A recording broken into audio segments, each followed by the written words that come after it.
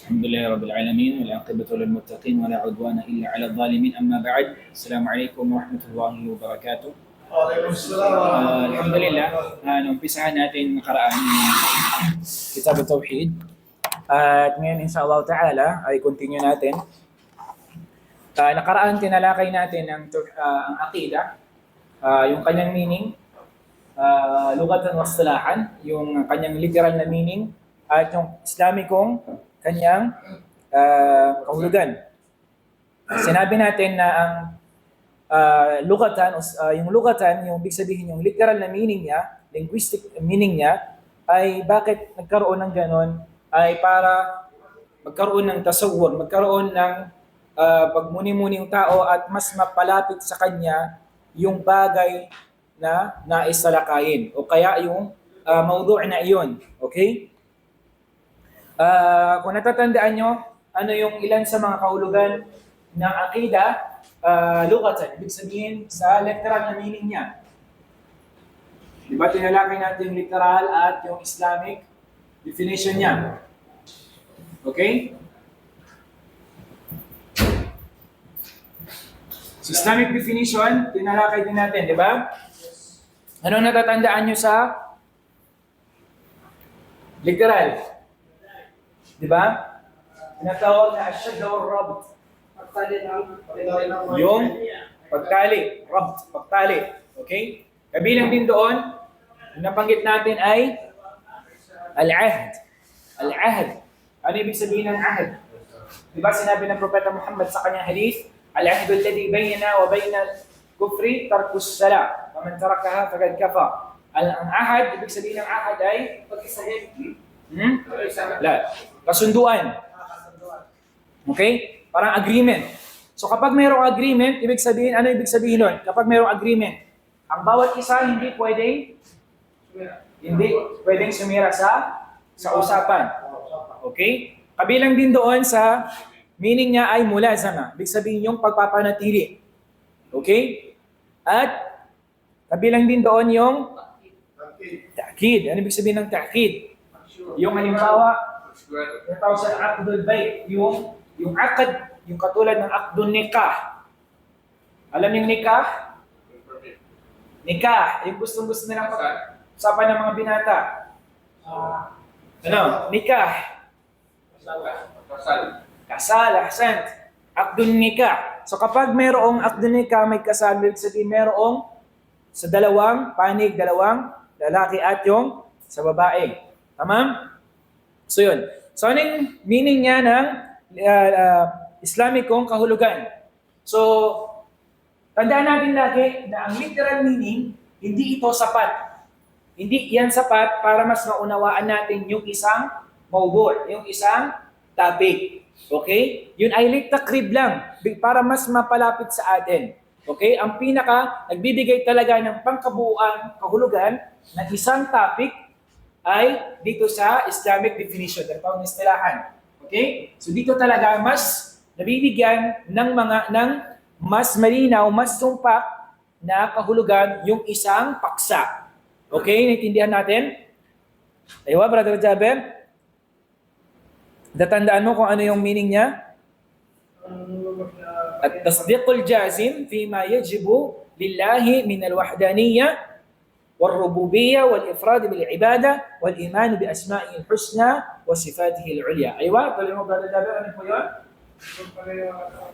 أيوة أيوة أيوة أحسن إن شاء الله. Take note natin ha. Allah okay. So susunod, yung bawat isa sa atin magdala ng notebook ha. Kapag walang dalang notebook, okay. Tamam? So, i-feel nyo na estudyante na kayo. Talaga. Tamam? So, yun. So, tinalakay din natin kung ano yung pagkakaiba ng Aqidah at yung Tawhid. Okay? Aqidah at Tawhid. So, ano yung sinabi natin ng pinakasimpleng pagkakaiba nila? May nakakatanda? Saklaw ng akida, ang akidang tauhid. O saklaw ng akida, Kita hindi sa malawak. Ahsan. Ang akida ay mas malawak. So, ibig sabihin tauhid na to, yung usapin sa tauhid, ay under siya dito sa akida. Okay? Ibig sabihin doon, ay pasok yung ibang mga bagay. Okay? So, ibig sabihin, mas malawak siya, mas wide, yung akida kaysa sa tauhid. Tama? So, marami ding, nabanggit natin, marami ding mga books na nailathala, na publish yung mga scholar natin sa Islam, napakarami na mga books na kanilang isinulat hinggil sa na tinatalakay lang yung akida. At meron kaming mga nauna pang mga century, hanggang sa ngayon, sa panahon natin ngayon, ay patuloy pa rin yung mga scholar natin na nagsusulat ng tungkol sa akida ng mga aklat. Okay? So tinalakay din natin yung tinatawag na yung mga salaf. Sino ba itong mga salaf? Sino ba yung tinatawag na Ahlus Sunnah wal Jamaah? Pag narinig natin, sino ba sila? Sino yung tinutukoy nun? Yung mga nauna sa atin. Sila yung si Propeta Muhammad, yung mga sahaba, tabi'in, at iba pang mga imam. Iba pang mga imam na nauna sa atin. Tama? Yung term na imam, sa panahon ngayon, wala nang umabot sa level na iyon.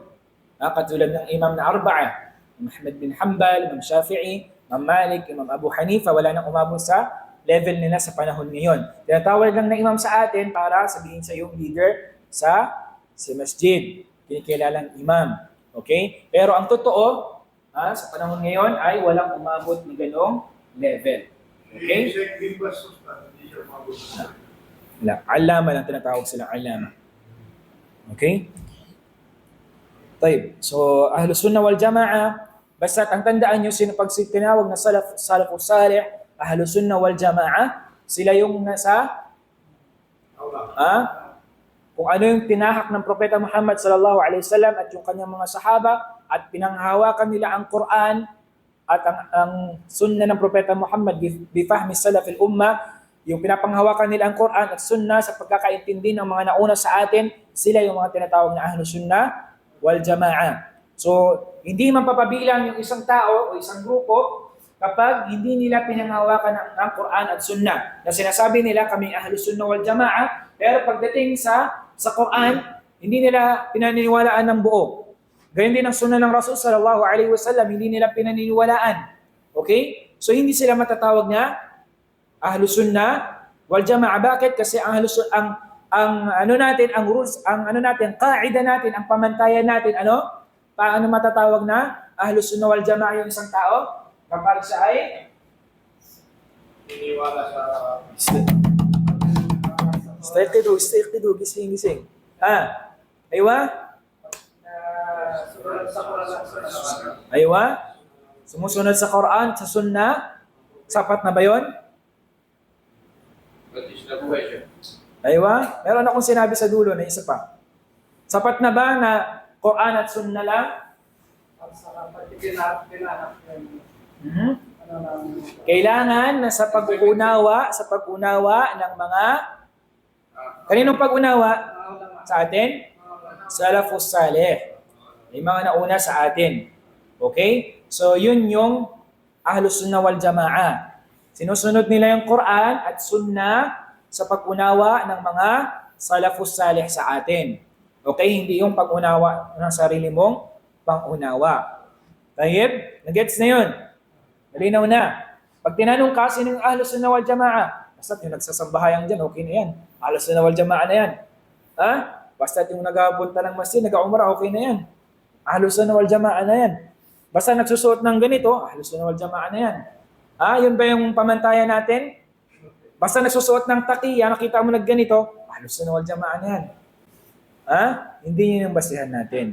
Wala sa pananamit, hindi nakikita sa pananamit yung Ahlus Sunnah wal Jamaah, bagkus doon sa kanyang pagsunod sa Quran at sa Sunnah sa pag-unawa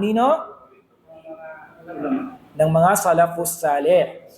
Okay? Tamam, naintindihan na. Malinaw na po sa atin inshallah. Okay. So, nabanggit din natin na ang aqida natin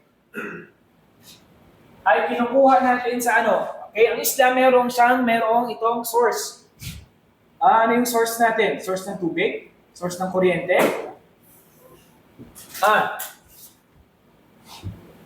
Saan natin kinukuha yung aqida natin? Quran at sa? Quran at Sunnah. So, ito tinatawag silang masdar ar-raisi.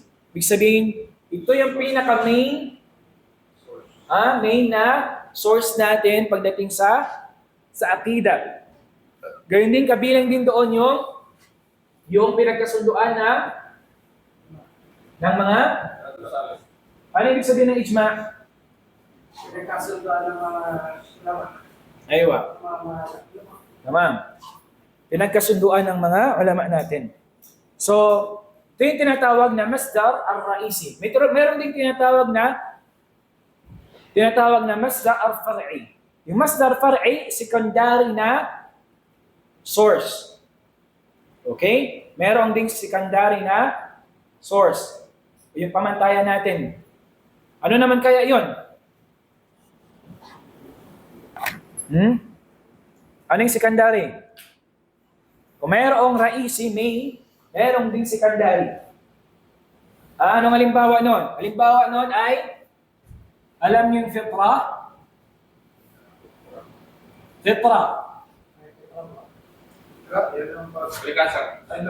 Aywa. Nature natin. So yung nature natin as creature, bilang nilikha, ay sumusunod ito sa batas ng Allah subhanahu wa ta'ala. Yung pangalawan doon, yung ating mukh. Alam niyo yung mukh? Hindi mapi, mukh. Yung ating yung isip natin. Okay? Isip natin. Okay. So, ito, mga far'i lang ito sila. Okay, ibig sabihin, secondary lang sila na source natin. Yung kaisipan natin. Okay. So, pagdating sa pag-unawa, kung mayroong sa aqida, tawqifiyya siya. Kung mayroong dalil mula sa Quran at sa Sunnah, yun ang dapat natin sundin. Hindi yung sasabihin ng utak mo na mas mainam ito, yun ang susundin mo. Kasi mayroong ganun na, mayroong tinatawag na ibang mga grupo na inuugnay sa Islam. Alam niyo inuugnay sa Islam? Yung sinasabi nila na Ahlus Sunnah wal Jama'ah sila. Yung inuugnay. Nag-claim sila. Pero pagdating sa Quran, inuunan nila yung sarili nila pag-iisip, pag-unawa, kaysa sa problemado si Brother Ahmed. Parang sakit ng ulo ko dito sa subject na ito. Okay ka na, Brother Ahmed? Okay. Okay. Yung itong fitra, ito yung nature natin. Yung likas ng pagkakalika sa atin ng Allah. Okay? Fitra. Fitrat Allah allati fatara an-nasa 'alayha. Tama?